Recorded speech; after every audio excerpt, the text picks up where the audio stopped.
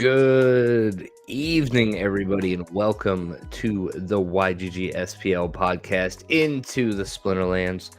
My name is RoguePatton. I am joined tonight by a good friend of mine, Virus. What's going on, Virus? Doing pretty good. How about you?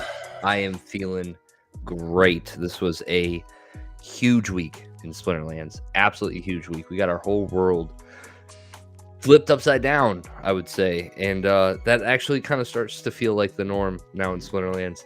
I don't think I've had a consistent month in Splinterlands this whole time. Something new is always happening to us. It's tough to keep up.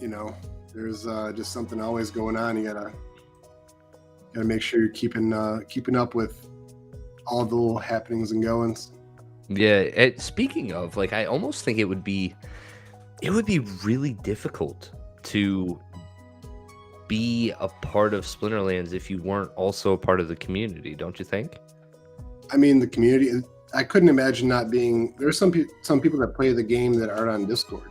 Not in Discord, don't do the town hall. Mm-hmm. I've even got some people in my guild that'll do that occasionally.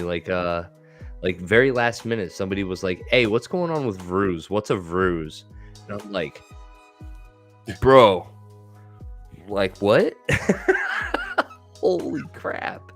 I was just talking to someone about LAN. Guys, they were thinking about putting on LAN. They were saying "Oh yeah, I've got 1 BCX of Alpha Gold Foil to put on there." It's it's only 50 PP. A common CL rewards card max that's 1,000. So it's a lot cheaper. You can buy a couple of those with that Alpha Gold Foil 1 BCX. Yep.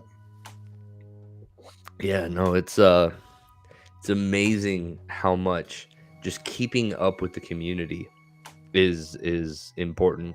And I guess that's kind of where the content creators come in, because I guess I kind of take for granted a lot of the content creators and stuff that they do, because I watch 3 or 4 of them and I feel like it's all on repeat, and we're just talking about really the stuff that we're already engrossed in, right? So digging deeper than just the surface, it's hard sometimes, but I don't appreciate, or I don't think that there are so many people out there that rely on that for their news. Rely on their favorite content creator to come on and tell them what happened in the town hall, what's been happening in Mav chat, what's up with all the posts, new proposals, blah blah blah. It's a lot for just a normal gamer to come in and try to be a part of this ecosystem. Yeah, and sometimes, not everyone wants to read through a 25-page white paper to figure out what's going on. It's a little bit easier when you just kind of listen to someone and they break it down about hey, here's a good strategy to go for what you want to do. Or Viru5, they announced it and what it was for and how you can get it and what everything else, but someone does a 7-minute video, breaks it down, tells you how the card might be good. It's really helpful to the community. Yeah. No, I think I was very grateful for the team releasing that white paper at the end of my workday on Friday. I was very grateful for that, and I'm positive my company was very grateful for that as well. So it was a nice little thing to end the Friday on. But yeah, so one of the biggest changes that we got on Tuesday is this new energy system. So Virus, first thoughts, how are you handling? What do you think? What's your strategy on this energy system? I don't think that I've really changed up my strategy much, but I am definitely liking the 100% RP per match. Mm-hmm. You getting more chests every day? Yeah. The first day I played it down to a little bit too far, just kind of hunting for those chests. But, it feels good when you get a win, and it's just the whole thing. And now it's kind of making me, I FOMO'd a bit into going for the gold foil Viru5. Really?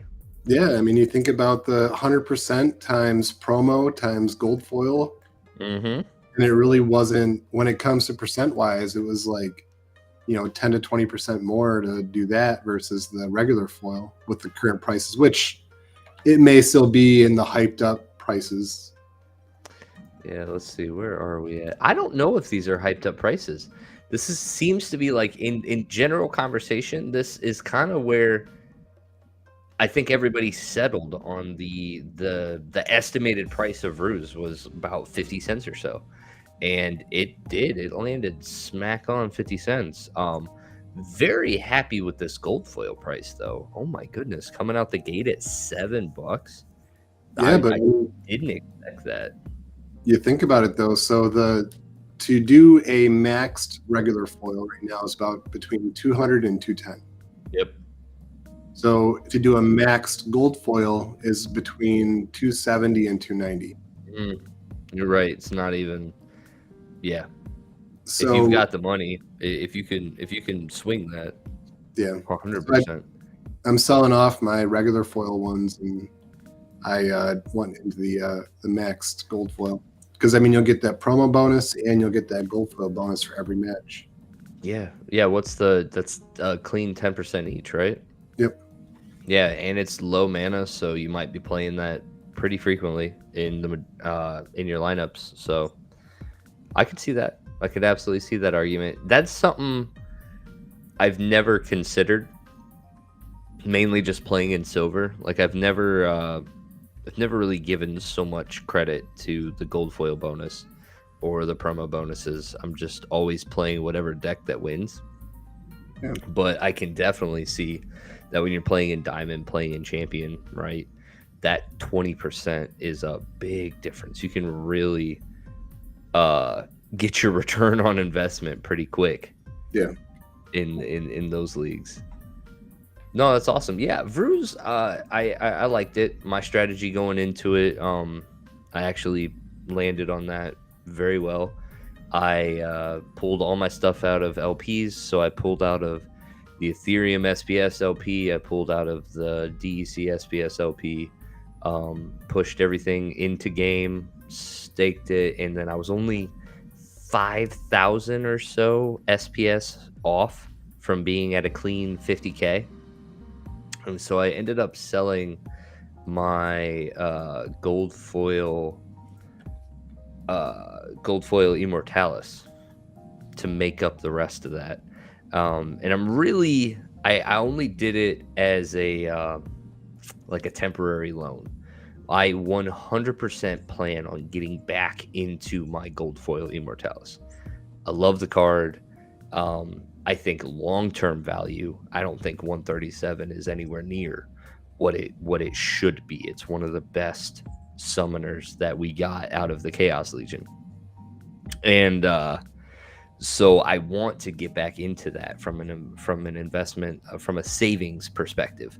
But I needed to realize that last little bit because it was weird. I don't know if I cared so much, but with the two Pokemon that I have in my little Poke Farm, I figured equipping both of them with a 1BCX gold foil was like the right call. And so that's literally why I was aiming for 50 for the two guaranteed gold foils for my for Charmander and for Squirtle. So got them hooked up, and then it was only I got a third gold foil, which was cool. So I RNG'd into a +1 there and was able to trade that to get the remaining 12 BCX that I needed for my silver level Viru5. And so that was the strategy there. Got everything staked, then started the unstaking process. So in the next weeks or so, try to get back into my LPs. I probably won't go back to Ethereum. Once I make that bridge, I really don't want to bridge back. I only leave stuff over there that just naturally is over there. I try not to just bridge from here to there. But we'll go back into SPS and DEC, and we'll see. But that's the approach that I did. How did you handle your Viru5? So I did the same sort of thing. I had most of mine in the DEC SPS LP, and I took pretty much everything out of that and converted a majority of the DEC there to SPS as well. So I originally had, I think, maybe 36K staked, and ended up with 100,000, over 100,000 staked. Woo! That a boy. Oh So, my goodness. And the nice thing too was they announced that unstaking counted. So yeah, no, that was big. I was able to start the unstake immediately because I have a bad feeling about what's going to come in 1 week from now, and then 2 weeks from now, and 3 weeks from now.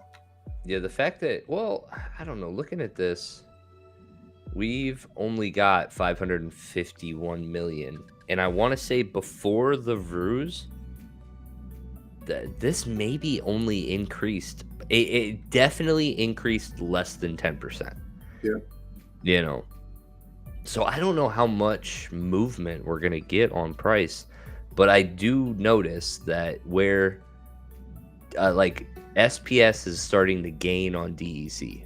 DEC was kind of running away from it for a while. This is the big number that I'm always looking at in terms of like how the two are pairing together. And we got as low as like 33, 32 DEC per SPS. And man, back early in the year, this was up at 40, 42, 44. So we had really, DEC had gained a lot on SPS. But then I'd say in the last 2 weeks, this has started to make a comeback. We got as high as 37, 38 or something like that.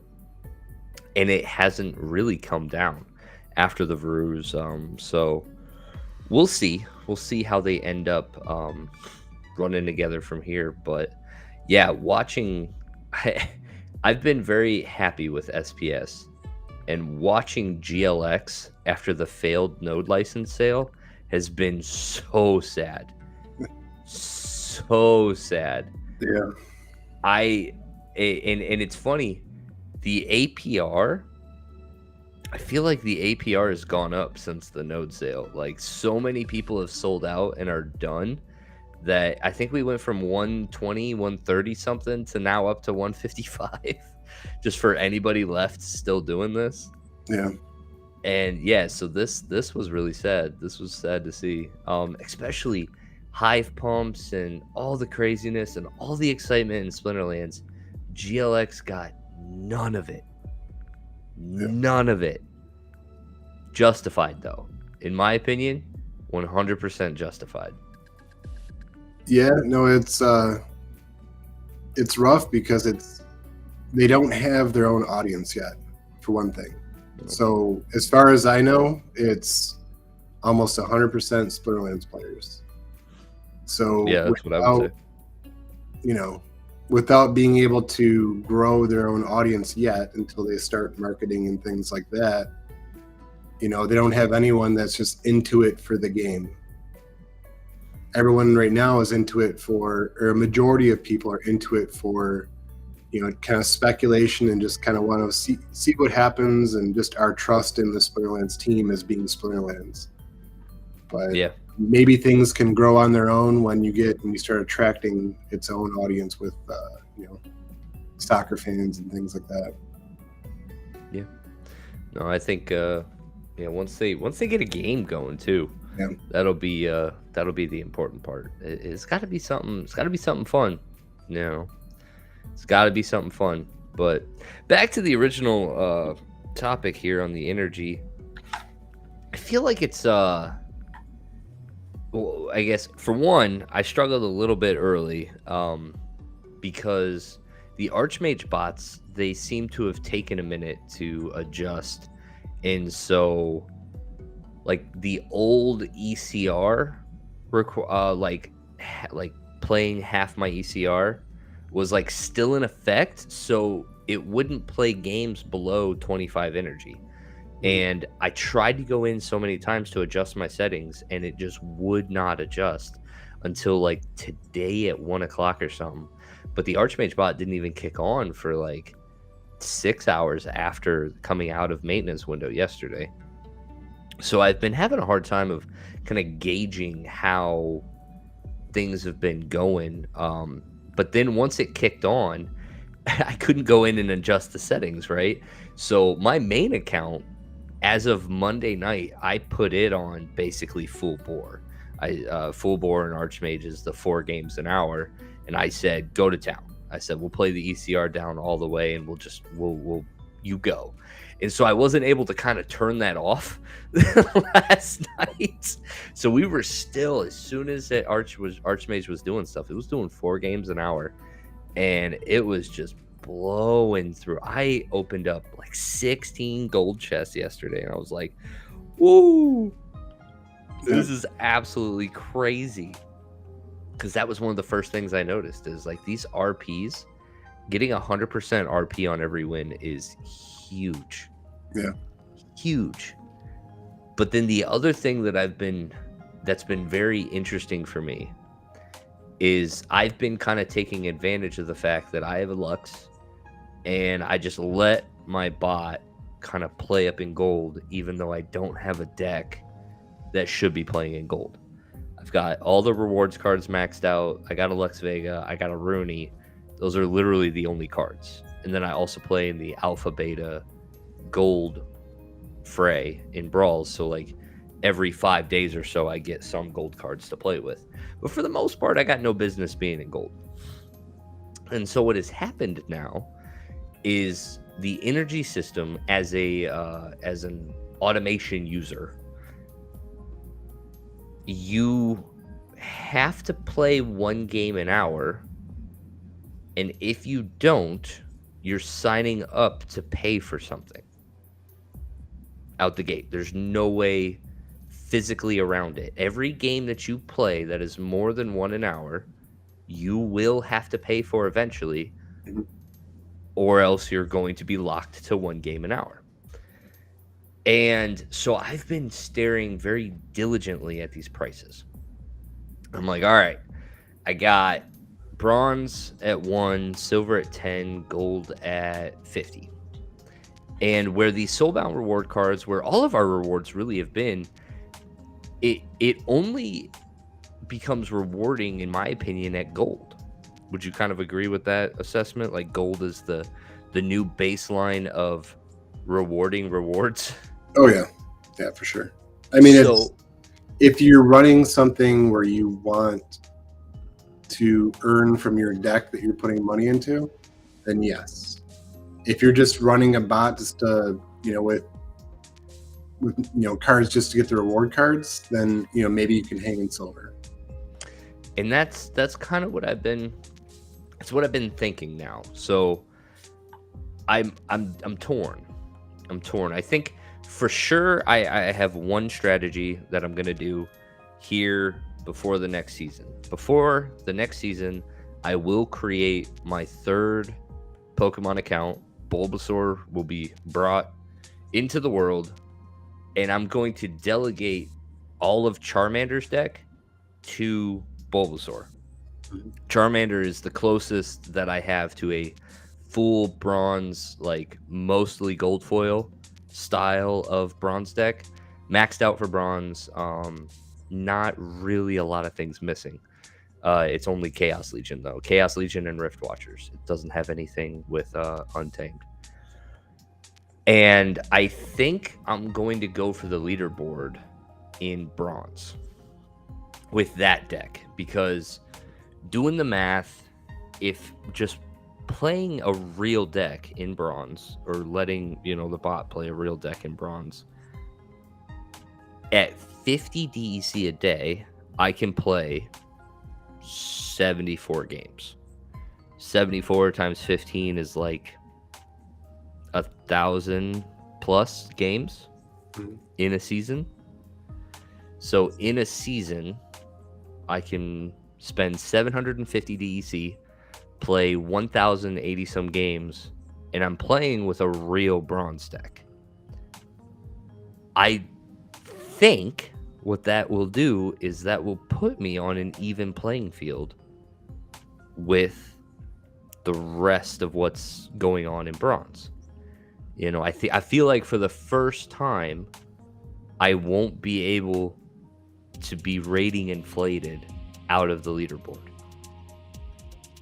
Well, okay, so yeah, I think the rating inflation was bringing some of those, bot accounts are running 3,000 games plus the season up into leaderboards. So there'll be mainly like the more regular players with regular decks, not with just some of those accounts had. There's a lot of accounts that had starter cards that were running in bronze. Yeah. So I guess the question is, can you still get up there with the matches that you're going to play against people? Like, will your win percentage be high enough against real players to get yourself to leaderboard level with that deck? Yeah, and that's what I'm most curious about. At the end of the day, I would also even be encouraged, like if I can start to see that competition is starting to get a little crazy, like maybe a little bit too much for my bot, I might jump in. If it's a close race, like I spend the majority of my time doing tournaments in bronze and silver, so like I'm familiar with the meta. I can play there with ease, but like there's been nothing enjoyable about bronze outside of tournaments. There is no real competition in bronze when you were playing ranked play forever. So like I would almost welcome that if I can look and see like, all right, look, I've made it into the players. This is where like my bot is struggling. Like I'll switch gears and go in and play it myself, right? And I would actually feel very excited to do that, right? Yeah. To actually start to compete for those leaderboards. The only thing that I'm curious about is how many people are still playing for bronze leaderboards with untamed cards? Or has everybody moved up at this point? Well, and just completely abandoned bronze? So where did the people like UA and all them, were they silver players or were they bronze players before? When like back in the day? Yeah. When we started, they were silver. Okay. Yeah, they were all killing it in silver. Yeah, I guess let's look at leaderboards. Modern last season. See, Dave's not even on here anymore. Dave the Great used to be a solid. Look at I know none of these. I mean, they're all the 3000s, but like that's what I mean is like, did people just abandon bronze? That's what it looks like. I don't recognize these names. There used to be some very familiar names at the top of bronze, but I don't know if anybody's down here goofing anymore. That leaderboard's gonna be vastly different. That's what I'm saying, right? So, and that's what I'm willing. I mean, I don't think it's a loss to try, because at the end of the day, that is the cap. That's what I've been thinking about the most lately. Is you can only play in one season. You can only play 74 games in a day times 15 days, and then you've got a 26 game buffer that you can add, essentially, right? So that math is coming from 50 games from your potions every day. And then you get the 24 hours in the day, right? So that gives you to that 74. And then that 24 hours, right? Like that means you've only got at one time during the season, you've got the remaining 26 of your battles. So the maximum amount of games that you can play consistently is 1,110. The max that you could do, period, is 1,136. And what's interesting about that is it only costs 750 DEC a season to do it. And if you look at that leaderboard, the top probably real player still only played 320, or was it 374 or 324?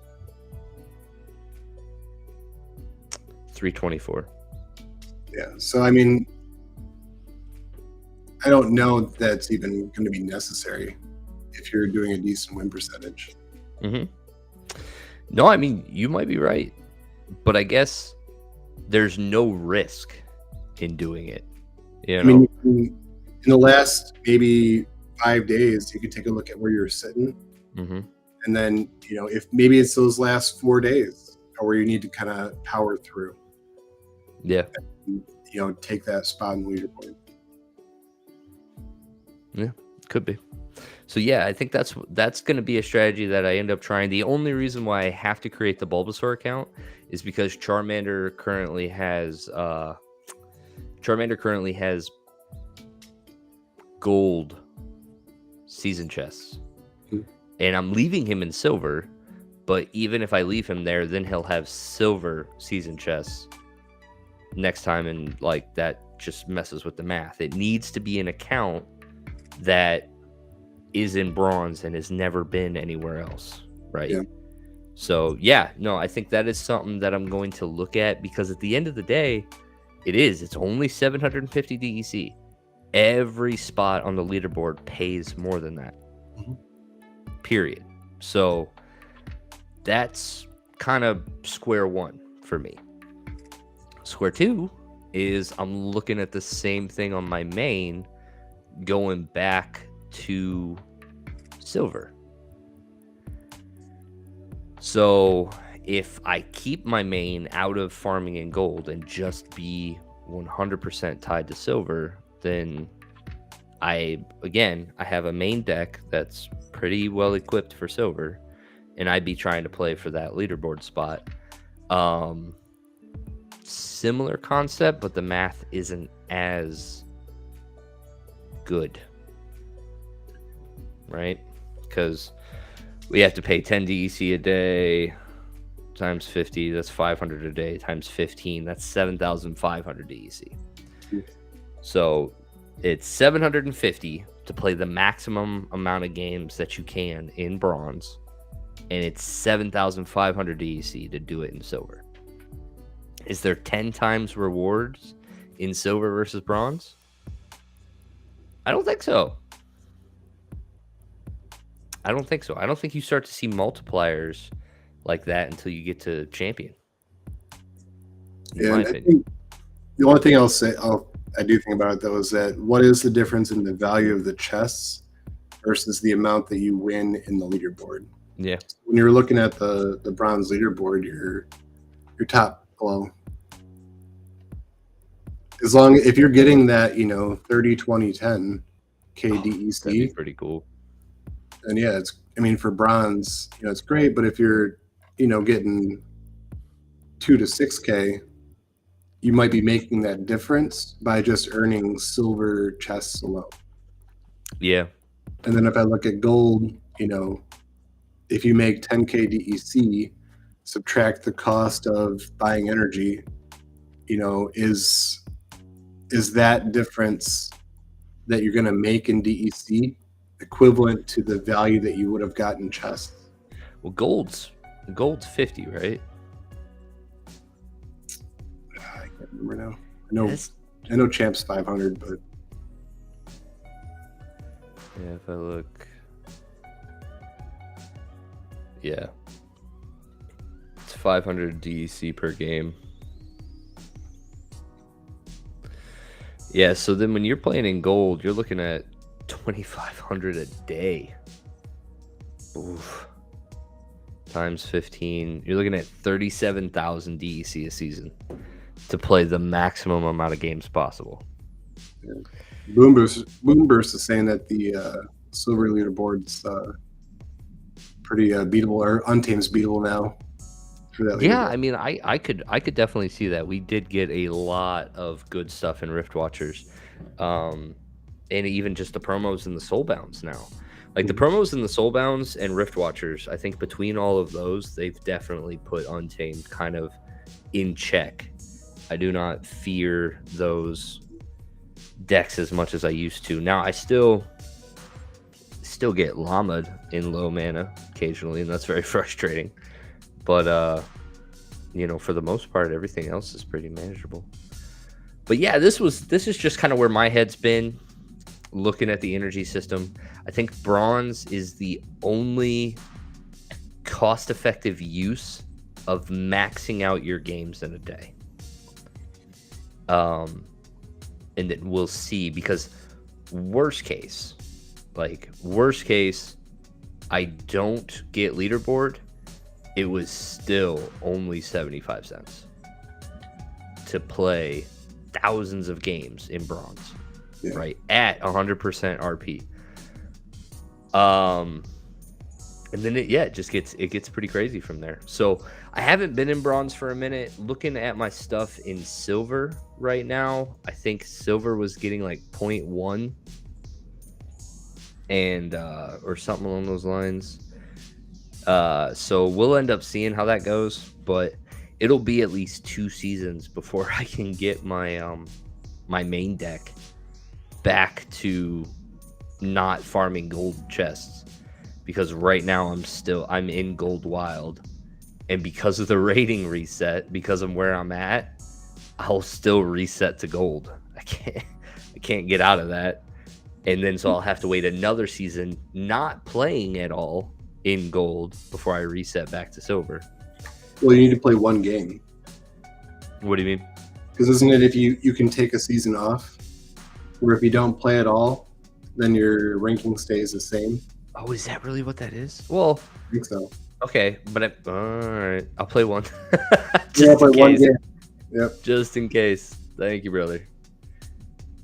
But yeah, so that's been what I've been thinking about. I've been eyeing this, and I love what we're getting for these rewards, and I'm just trying to figure out exactly how to justify the costs, and if there is like a justified cost, because maybe it's not the max, right? Maybe there's a like a break-even point where, because reward chests get exponentially harder as the more RPs you get, maybe you're only good, like if you're good for an extra 5 matches a day, you're guaranteeing 2 more chests, right, for those 5. Maybe that's worth whatever you're paying.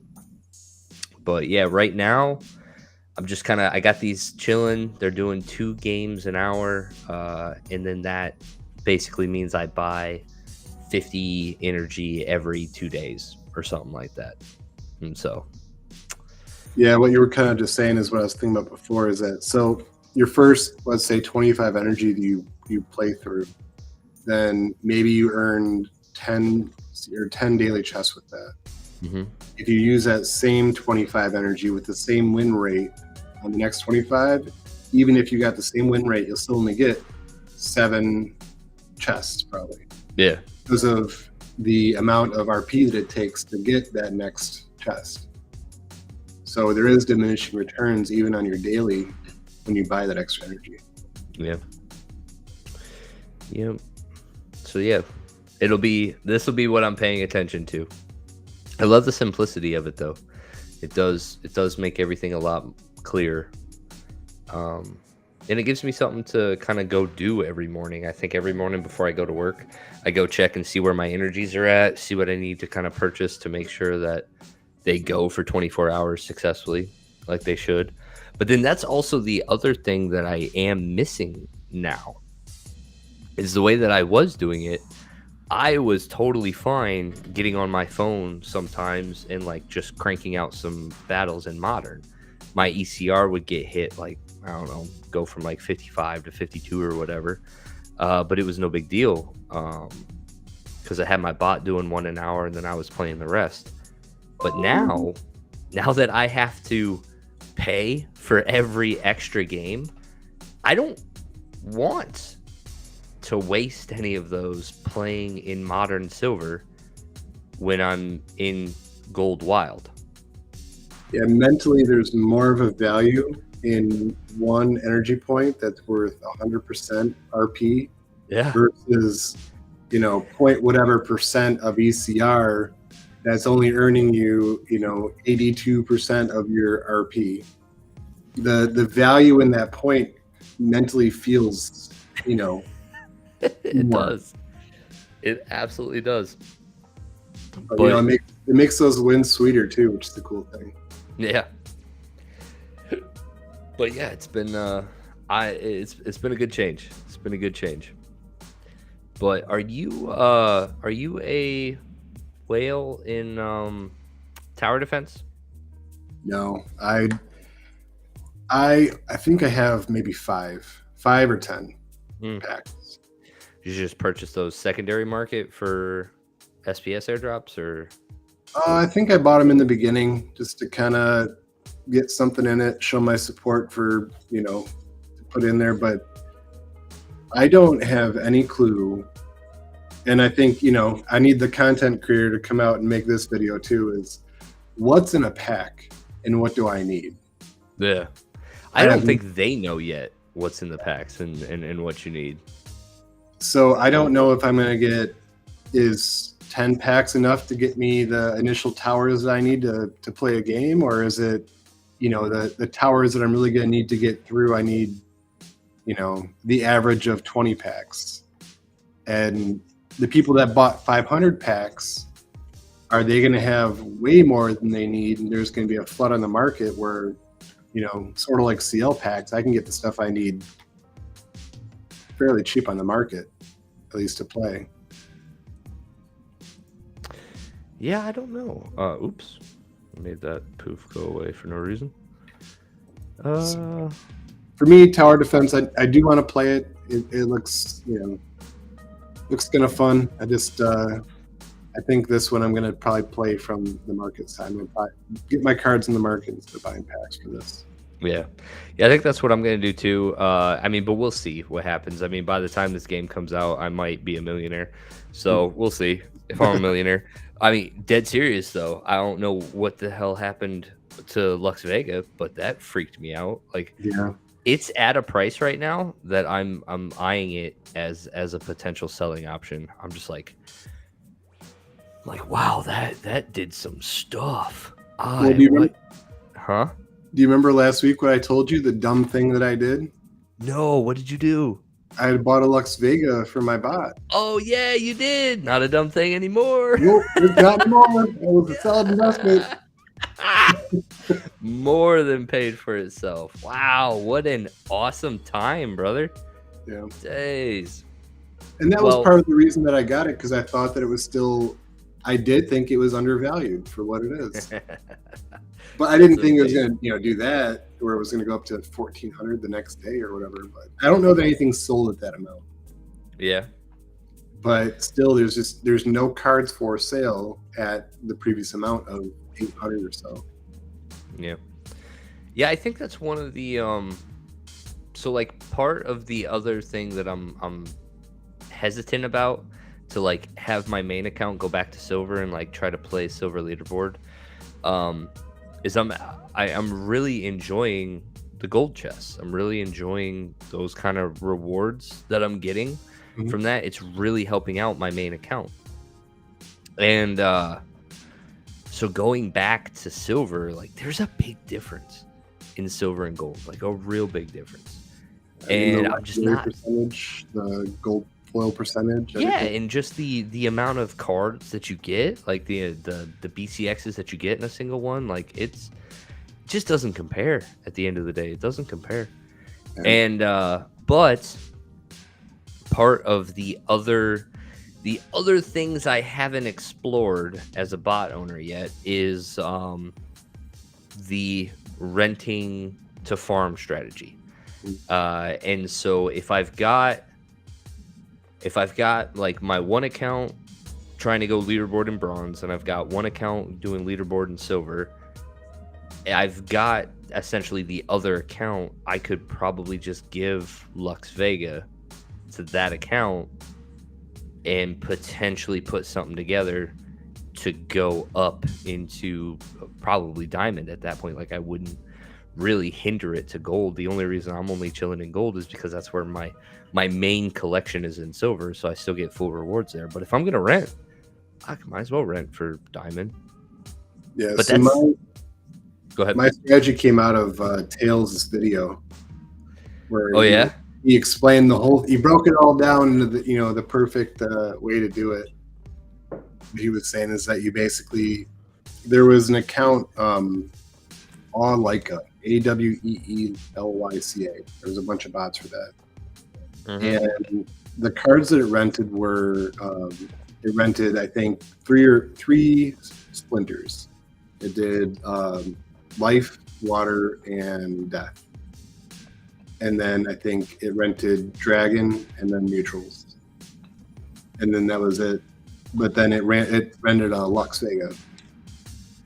And so then it could play in like any of those matches. And Tails did a video kind of breaking down what that bot farm was doing and how it worked and everything like that. And then he made the other video about like, oh yeah, we can make all these accounts that can just farm rewards cards and play on their own pretty soon. So he, kind of was talking about strategy for it, and I was like, I might as well try it. And so I did and have that account running. But I think so now I think in, I don't know, maybe the 5th or 6th season with it, and it's not a champ account. It's not a what? It's with gold level cards that I'm doing that with. Okay. And it's not a champ account. It cannot get to champ so far. Okay. It can get to Diamond 1, which is still great rewards, but it's about renting the Lux Vega has now gotten a lot more expensive. So to rent that full deck is close to 22 to 2400 DEC a day. And now you get that back? Well, now I bought my Lux Vega. So no, okay, yeah. So I guess without the Lux, what is it? It's about 1200 DEC. Whoa! You get that? I believe so. I mean, between the value, like, it depends. If you're saying to straight SPS, it comes pretty close, probably. But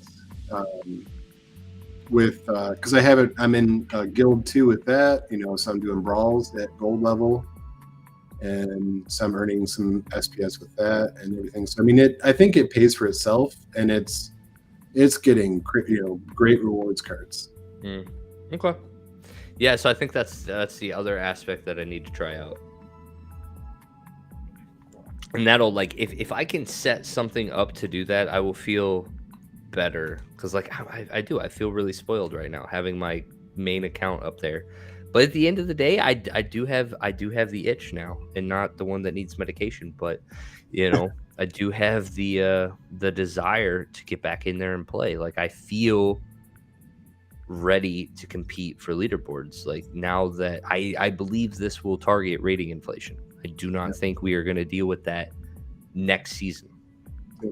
And so, but anyway, the other thing I wanted to do tonight, bless his heart, Lorcas was not able to join us tonight, but I do still have access to his stuff. And so I did, with his permission, thought we could get on and take a look at Soulkeep. Let's check it out. So I have not played this once, and Lorcas has not either. So I think we get the tutorial here. Yeah, I've seen a couple of streams where people have been playing it. I think Bulldog did one, and then there was the After Sound stream where he I think Darkest Night was playing it. Oh, was he? Yeah, I've seen a couple playthroughs of it, but I'm not gonna be the guy to go to about how to do anything. But I do know that there's a tutorial to begin with. Do you guys hear the music? Do you hear the music, Fires? I don't hear the music now. Oh, it is all up in my stuff. I wonder if there's a way that I can share that.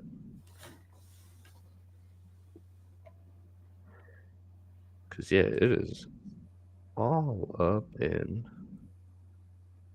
Maybe not. Oh, well. Well, I guess with that, I got to get this out.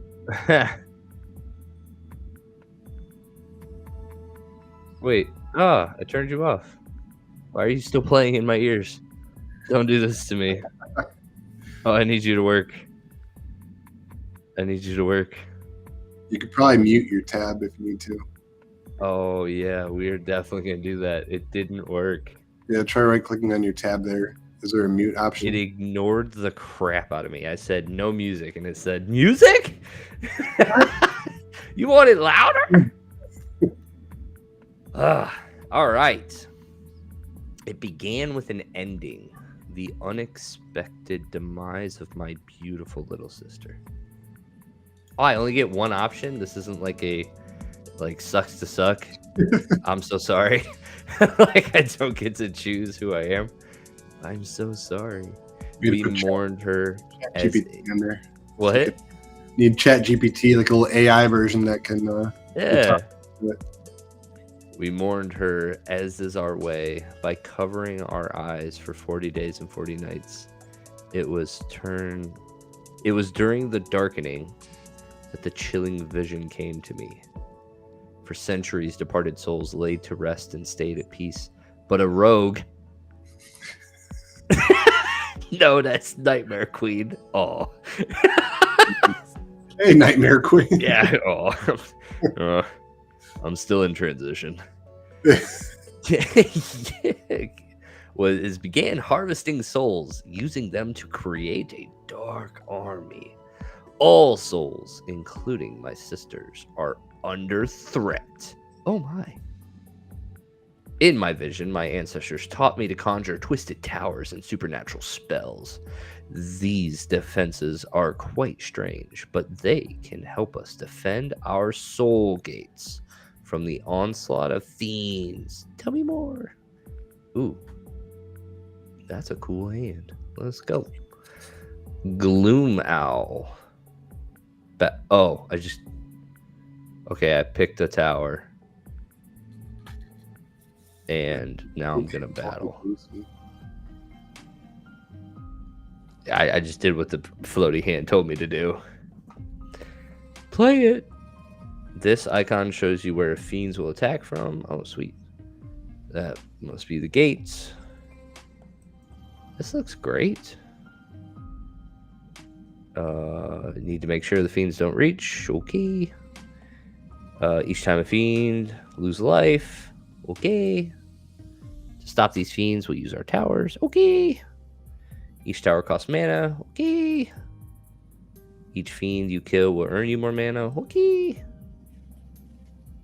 Alright. It says put this one here. Yes, floaty hand. New fiend detected. A bloodling.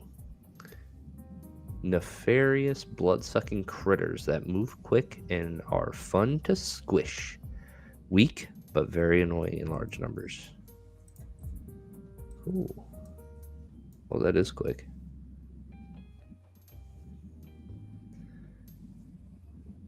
I'm going in your headphones. Do what? You still have your sound going in your headphones? No, not at all. I got that totally muted. Totally muted. So overall, I don't mind the look of this. It's a little simple, but I mean, the path is really clear. How did one get past? This is the tutorial. I'm not supposed to. I did exactly what you said. You're supposed to give me 100%. 2. What kind of tutorial is this? So how many can you let through then? Is it 15? That's my life up here. I got to keep an eye on my life. Is that per wave, or is that a total of all the waves for that? I guess that's what we'll find out. So it's wave 1 of 5. I can retreat or keep going. This must be that this must be that reward aspect. Mm-hmm. So my life stays the same. So I have to get through all 5 of these waves with that 15 health. Nice. You earned more mana. You can use it to buy new towers or upgrade existing towers. Upgrading the towers damage, range, rate of fire, or range is a great way to strike fiends more often. Okay. Oh, you're going to make me upgrade. For 65. Tougher Talons deals more damage. Toxic Toad. This slimy jumper moves quick and already has venom running through its veins, resisting most poisons.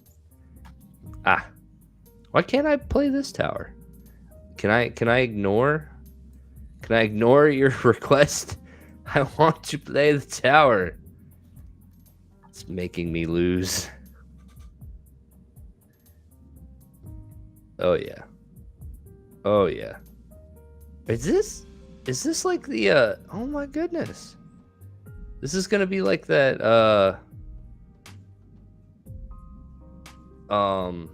What's that unwinnable test from Star Trek? Oh, the Kobayashi U. Yeah, the Kobayashi Maru. Yeah, Kobayashi exactly. Maru. That's what this tutorial is gonna be. Like by wave 4, it's just gonna teach me how to lose. Yeah. So I'm not gonna be able to win it. I lost another life. Yeah. All right, let's keep going. Try placing more towers. Yeah, I will. That's what I wanted to do. Blood Queen. The queen can summon groups of bloodlings to protect her.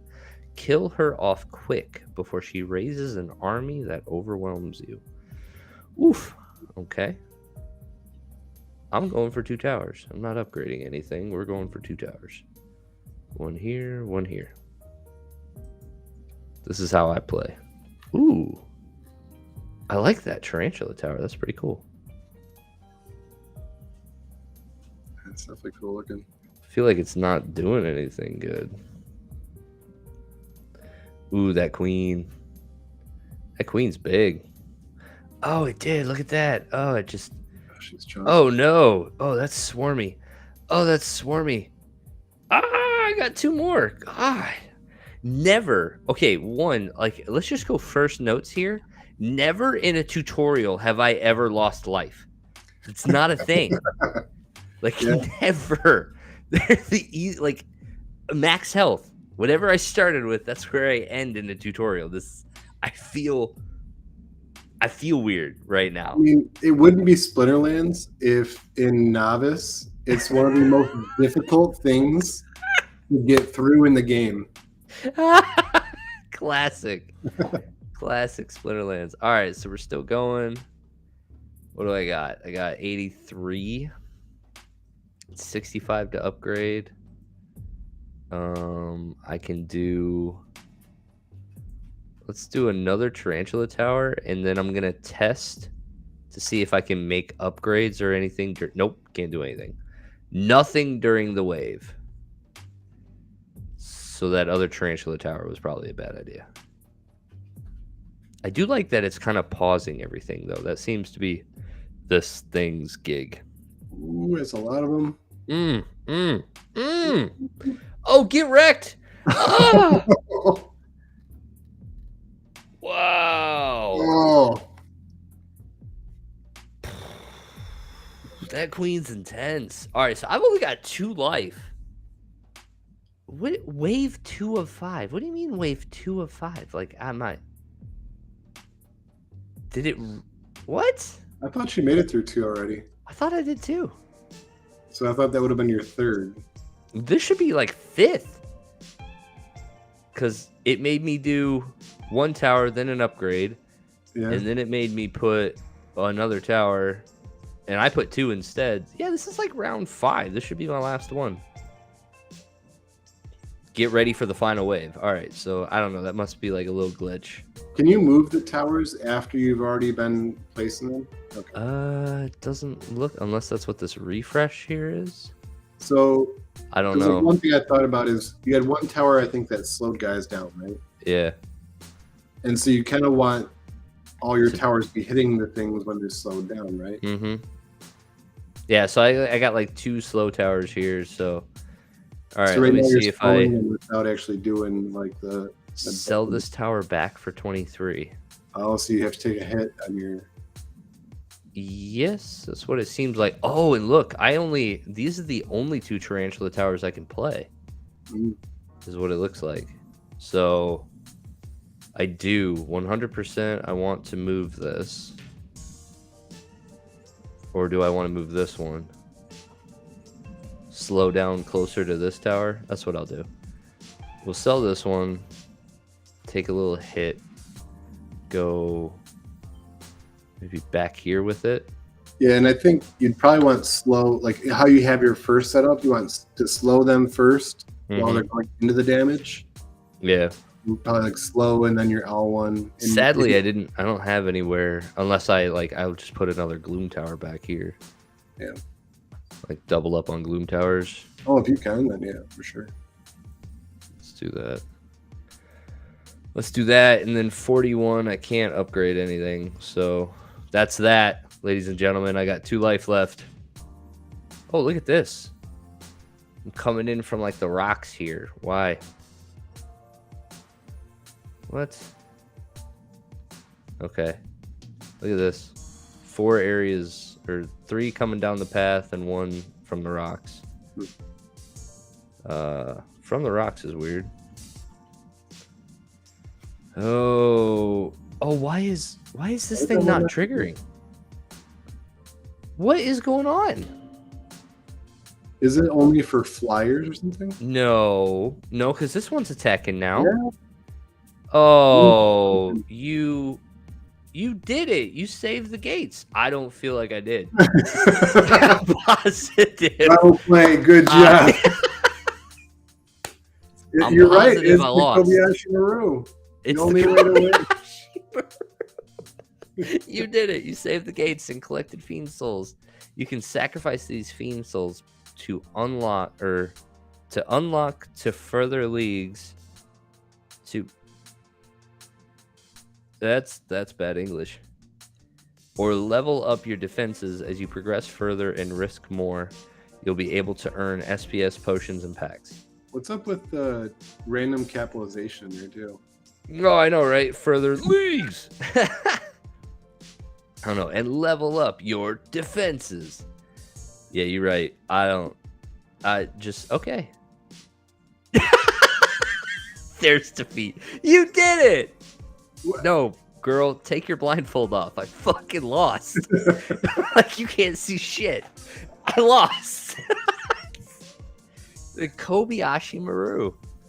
I mean, honestly, total glitch, though. There's no way. Like, why was that tower not firing off?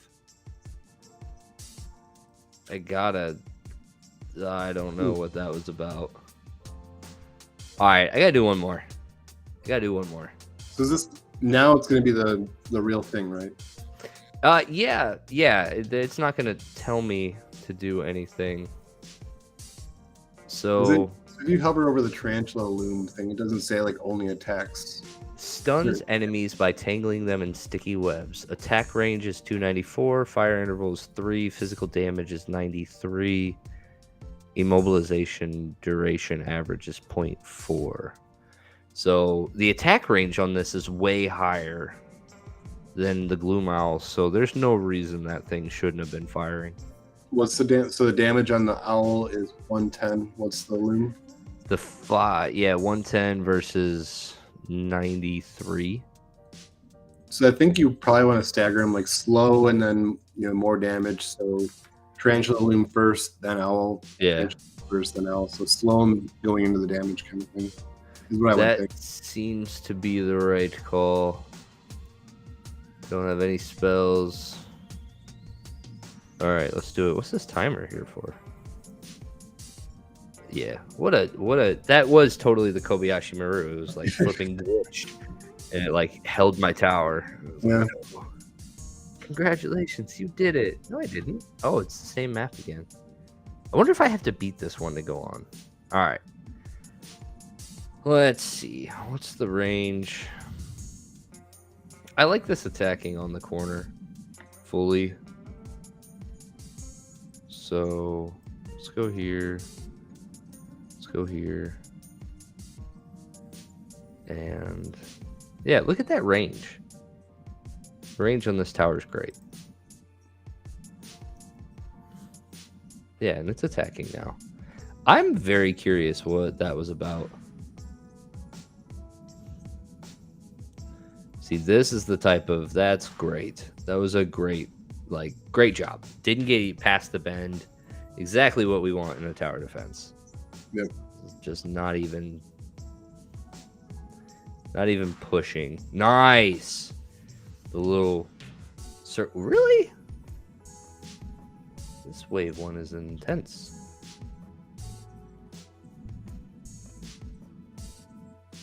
All right. Still going. All right, we got 78. God, that's nothing. I feel like I didn't get anything for that. Let's probably drop another Gloom Tower here. Do you want to do Tarantula first and then Gloom Tower, or you want to? Well, Well, I guess that's where I don't know. Yeah, I think you probably want to put it at the top there. If you want to put your tarantula tower at the bottom. I mean, you could put the owl right now first. I'll put it at do the top. this round and then come back with the tarantula next round. Yeah. What do I get for leveling up? Like what? It was increased by what? 100 damage increased 120%. Is that increasing like I was at 100, now I'm at 120? Oh yeah.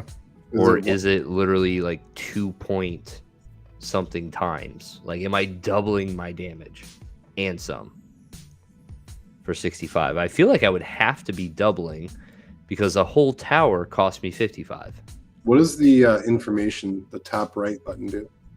Just tells me the yeah, so the next time that you do, when you do upgrade one, let's see if it goes to 210 or 220. You want to just do that now? Sure. I feel like it's not the time right now. I said that and then I don't want to do that. So yeah, I think this was right. We're gonna get the little swarmy stuff again. I like that. Immobilize. It's being helpful. Whoa. I didn't turn around. Let's go. Yeah. Go Owl Tower. That other one's doing great. Cleanup crew. Hell yeah. Alright. So now let's go ahead. Let's upgrade this one. Let's make sure we're one shot and everything that we need to. Alright. So we were at 110. Now we're at wow. 242. So it is a clean 2.1 times. Yeah. Wee. Wow. That's big. That's real big. We'll take that. We need that in that spot too. That was pretty nice last time that we were just kind of one-shotting a lot of this stuff. Let's go. Yeah, look at how much health that one had. Ooh, the queen's back. Ooh, that's a lot. Oh, that's a lot. Come on, come on, come on, come on. Oh, 3. God, that queen is nuts. There's so much coming out of that queen. All right, now it's time to drop that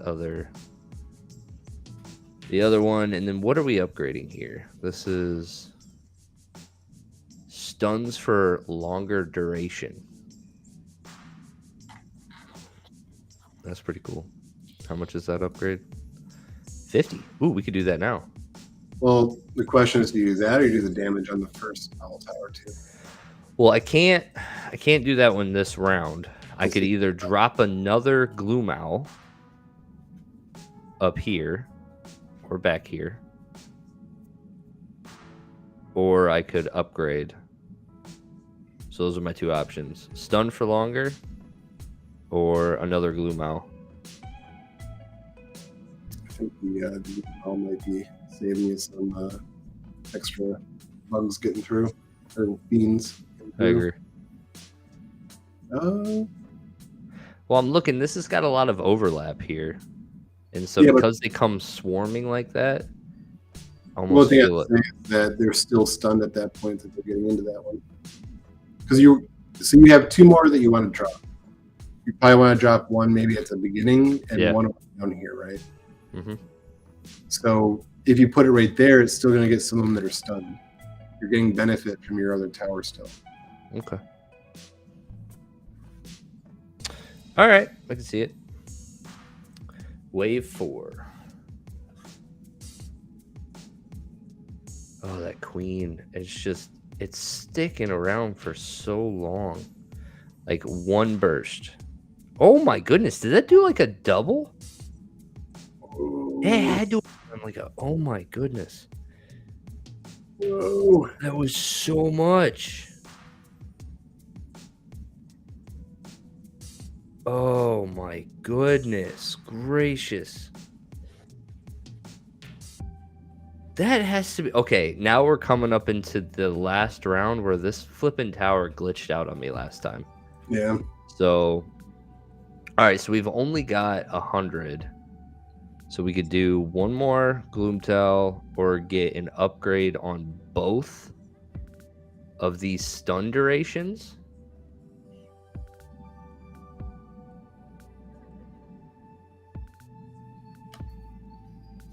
I'm thinking it's the stun duration.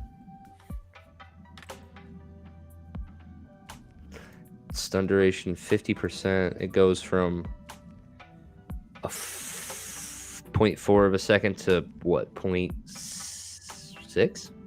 Yeah. How much does that last tower cost, by the way? 55.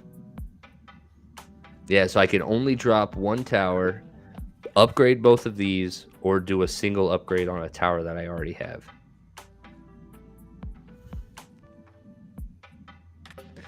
But realistically, it's that swarm. I don't know how to get off of that swarm, except for maybe dropping a third tower here at the gate.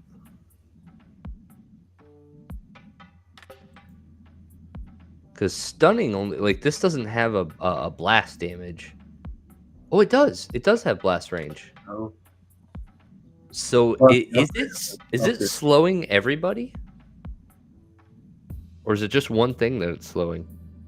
I think it's only getting one. That's what I thought, but it's got a blast range, so.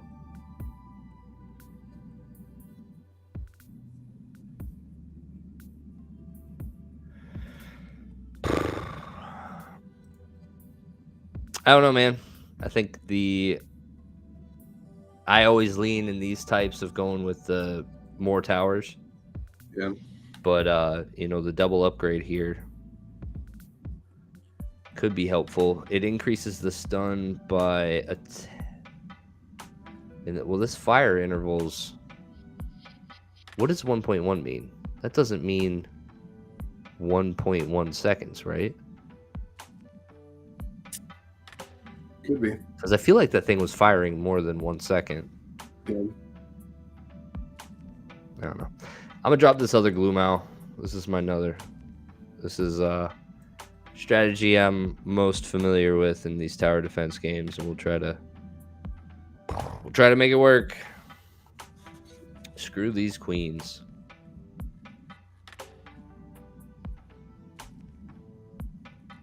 Oh, look, they came right out of here. Oh. Here comes the swarm. Come on. Pick him. Oh, one. Oh, we're good. Come on, baby. Kobayashi Maru's got nothing on us. Come on. That's a lot. Go. Kill. Oh, no. Come on. What is this? That queen. We have to figure out how to kill that queen early. This spot has to be taken. Yeah. That queen needs to get hit early and like hard and fast. Ugh. All right. One more time. Hey, yeah, I know this is supposed to be a podcast, but we have to get past this now. All right, because I've seen other people playing it. You unlock more once you get past this one. You can unlock some more. The Kobayashi Maru. I didn't see it glitch out on us that time though, so that was pretty good. All right, so I guess we were fine with this strategy, right? We didn't. There's no issues here. We like this, but we need another tower here. Yeah. As soon as by round 3, when we get that queen involved. There we can.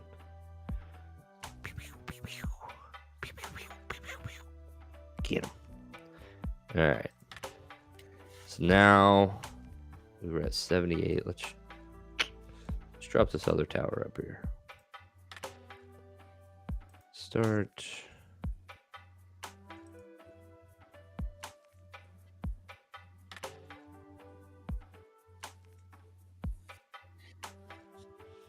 hope we can kill the queen early enough.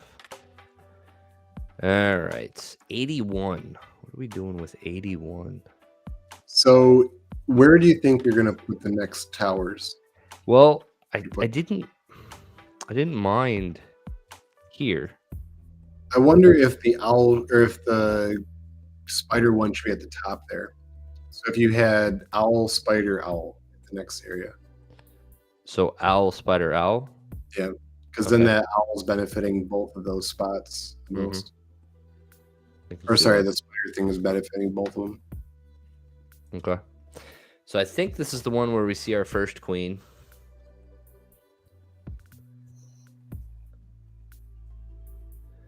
Where are you at? There you are. How many attacks do we get on this queen early?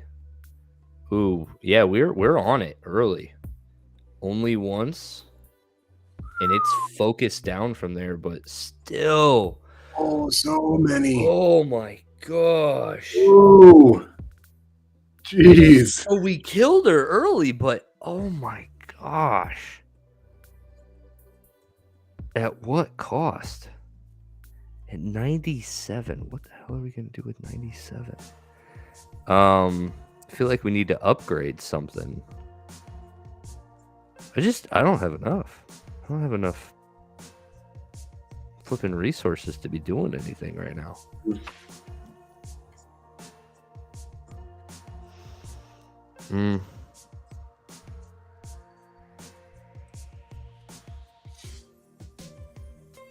Yeah, I've only got one wave. Like, after this one, we've only got the one more. All right, there's the queen. Focusing on her. She's got her first. She, like, lays 2 at a time. Then she's dead. And that's so much. How is that worse? We're killing the damn queen earlier. So upgrading the tower did better the first time. Yeah, upgrading that owl on the corner, right?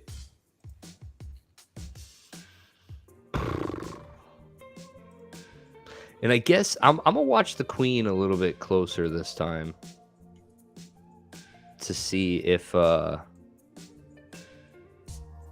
just in this position without that tower up there, if we're still killing the queen about the same. Like, is she only getting those first 2 swarms out and that's it?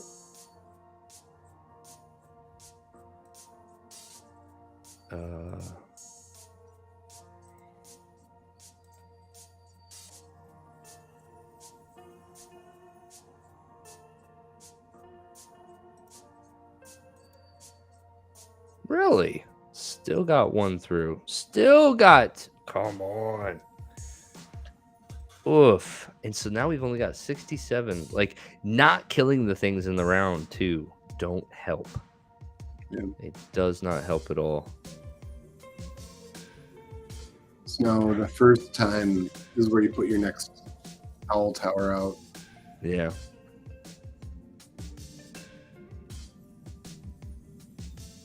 Still got kind of on the extension of this. Mm-hmm. So this is the first queen round.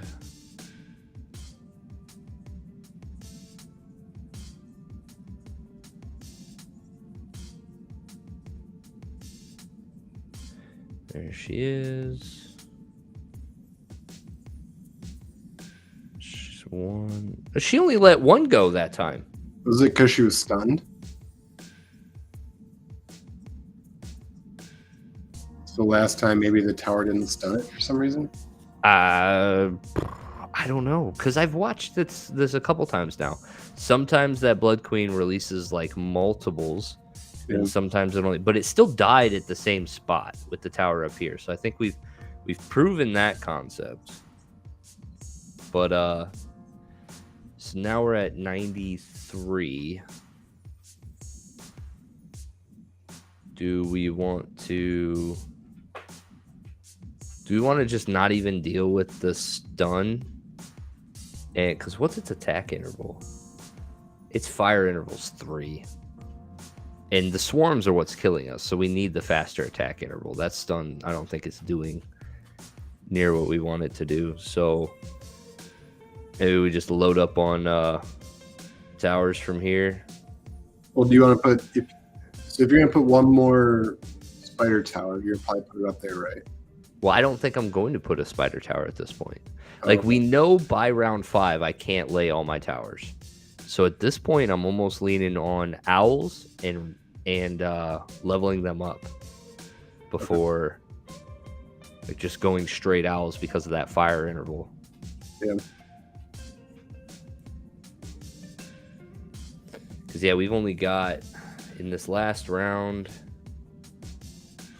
All right. I'm going to watch this damn queen again. 1. We got it again. And it only launched off one. It only launched off one of the swarms. Well, all right, we're going into the. What if this is like some of those other conventional Web 2 games where, like, after you've lost so many times, the algorithm just makes it easier? Yeah. It's like, oh, I'll be pissed. Like, I was watching, like, I wonder if that thing can. I wonder if there's RNG and it can miss. Like, is there a stun chance?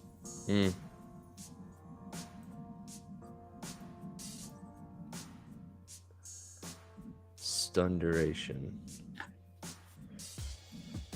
I don't know. All right, so we've got sweet. Look at that. We got 124. So we can add one more Gloom Owl and upgrade something, or we can upgrade both of these Gloom Owls.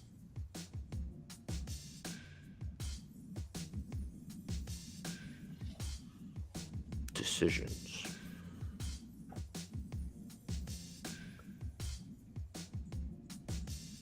Part of me wants to throw the last Gloom Owl here and have it be the one that's leveled up.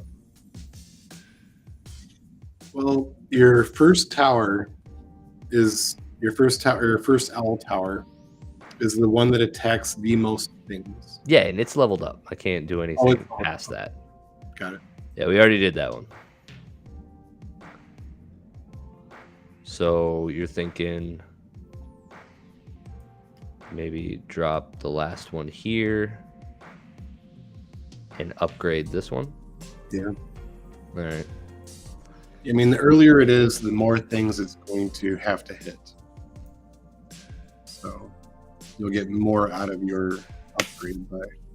Come on, baby. This is it. We're taking down the Kobayashi Maru. I tell you what, I'm already at the point of this is exciting. Yeah. I'm actually really enjoying this. Oh, look, it just did a double. It just launched a double at me.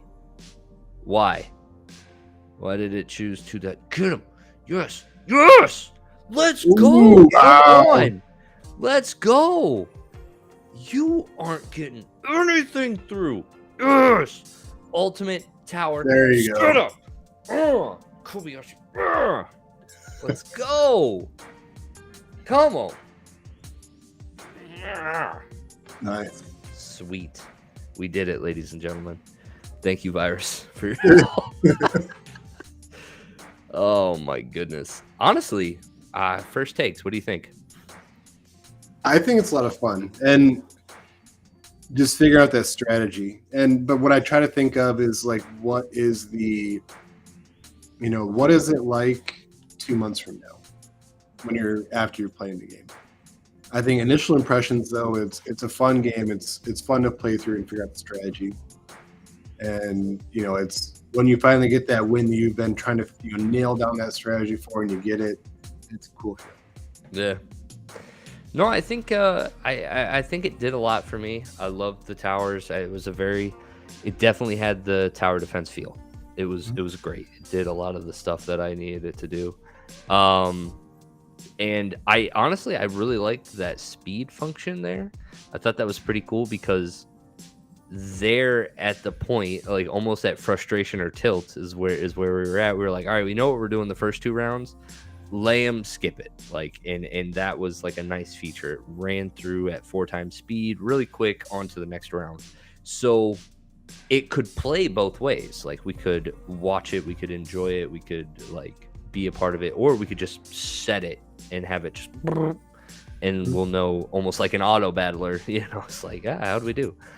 So I thought that was pretty cool. Graphics wise, I didn't have many issues. I think there were things that were happening sometimes that I couldn't explain. Hopefully those are just bugs. Because yeah, I couldn't tell you why the queens sometimes had twins and sometimes only like the one batch. Yeah. Couldn't tell you. But in that time that I won, more rounds than not, only had the one litter, not 2. So, and is there perhaps some RNG involved in this game? Is it not going to always be the same for every round? Yeah, that'll definitely make the risk even more, right? You could have one setup where you just like swept the floor and you're like, this is great, and then it's amazing how quick you can get overrun, like, and just not expect it at all. I would say the one aspect that I wasn't a huge fan on is that there was no opportunity for interaction during the game.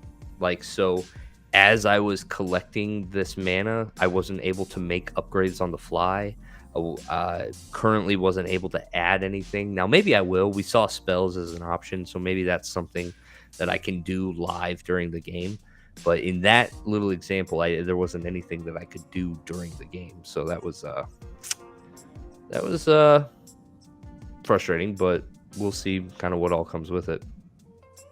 And this is something when I was kind of talking with after selling Darkest Night when they were doing it, was, this is part of it's a blockchain game still. And so part of it being a blockchain game is you make a decision once and then it's submitted to the blockchain, you get a result of what happened. Yeah. It just kind of shows you on screen, this is how it played out. Yeah. And so that doesn't allow for like a whole bunch of interactions all throughout the match. Yeah. So I don't know that you're going to get like an interactive experience with it being a blockchain game. Yeah, maybe you're right. Like, I love the logo though. Yeah. It's a great logo. Yeah. Seeing this, like, our little Splinterlands logo on the top of another game, just being in another game associated with Splinterlands, I think this is amazing. It's absolutely amazing. Yeah, and I'm ready to, be playing a tournament, get all my games in, play a little Soul Keep afterwards, and unwind a little. Kill some fiends. I'll tell you what, as long as that blind woman can just keep popping up and telling me I did good after I lost, I'll feel super happy. You did it. I'm like, yeah, thanks. What was it, Rogue? What was the queen that you were? Rogue the House. Damn it. But no, Virus, I appreciate you being here with me tonight. Thanks for shooting the shit, talking about the game, and exploring Soul Keep with me, man. I appreciate it. Yeah, no, thanks for having me on. I'll be interested to see where this goes, and I can't wait to get my hands on it to try it out. Yeah, man, me too. But anyway, guys, thanks a lot for joining us tonight. Go ahead, let us know what you thought in the comments below if you're watching this later. But yeah, make sure you swing by this weekend. YGG SPL does the weekend challenge. We have an EU tournament and a USA tournament. So make sure you're paying attention to the tournaments in Splinterlands. Join those if you're able to.